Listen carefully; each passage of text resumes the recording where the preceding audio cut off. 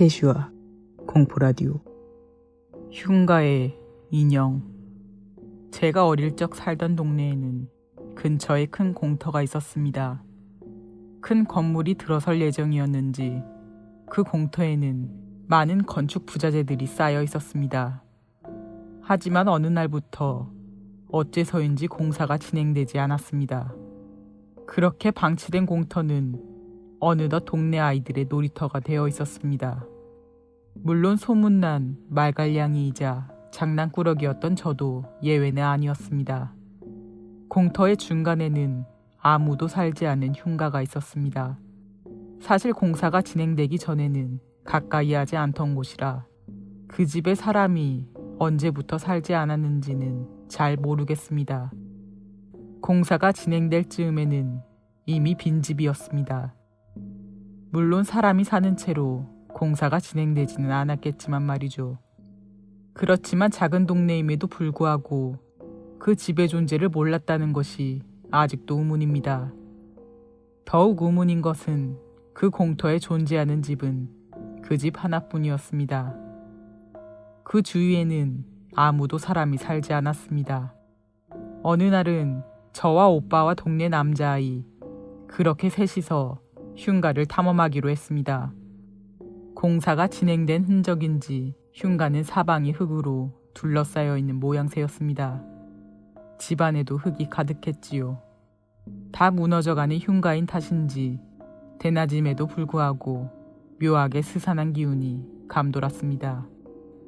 하지만 그렇게 집을 탐험하던 저의 눈에 너무도 예쁜 바비 인형이 눈에 들어왔습니다.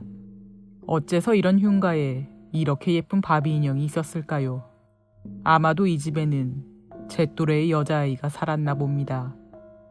빨간 드레스를 입고 있는 바비 인형, 너무도 예쁜 얼굴을 하고 있는 바비 인형이 마음에 든 저는 바비 인형을 품에 안고 집에 돌아왔습니다. 그리고 몇 시간이 지난 뒤 우리 세 사람은 다시 그 흉가로 향했습니다. 한겨울 저는 아이들과 종종 불장난을 즐기곤 했습니다. 집에서 각각 감자나 고구마, 밤 등을 가져와 구워 먹고는 했지요. 어릴 적에는 왜 그렇게 불장난을 좋아했나 모르겠습니다. 우리가 흉가로 향한 이유도 역시 불장난을 즐기기 위해서였습니다. 무너져가는 흉가 안에서 불장난을 하면 아무에게도 들키지 않고 어른들에게 혼나는 일이 없을 거라는 생각이 들었기 때문이었습니다. 흙먼지가 가득한 바닥에서 우리는 나뭇가지와 신문지를 모아 불을 지폈습니다. 따뜻한 불이 피어오르자 저희는 신나서 지켜보았습니다. 그런데 이상한 일이 일어났습니다. 아무것도 없는 빈 방에서 붙인 불이 갑자기 활활 타오르며 크게 번지더니 벽지로 옮겨 붙기 시작했습니다. 분명 가구도 없는 빈 방인데 다른 곳으로 불이 옮겨 붙다니 상식 밖의 일이었지만 그것은 현실로 일어났습니다. 아직 초등학생인 우리들은 너무도 놀라서 흙을 가득 집어던져 불을 끄려고 발버둥 쳤습니다. 하지만 불은 꺼질 기세를 보이지 않고 오히려 더욱 크게 타올랐습니다. 온 집안이 활활 타오르자 저희는 두려운 마음에 흉가를 뛰쳐나왔습니다. 그리고 죽을 힘을 다해서 언덕 위까지 달렸습니다. 언덕 위에서 바라본 흉가는 마치 지옥불에 빠진 듯 무섭게 타오르고 있었습니다. 몇 분 뒤 신고를 받았는지 몇 대의 소방차가 도착했고 불은 이내 꺼졌습니다. 그 일이 있은 후 며칠간 우리는 밖에 나올 수 없었습니다. 막연한 두려움이 샘솟았기 때문이었죠.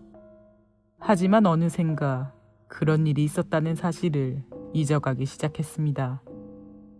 그렇게 흉가에 대한 일을 잊어갈 즈음 어느 날은 낮잠을 자게 되었습니다.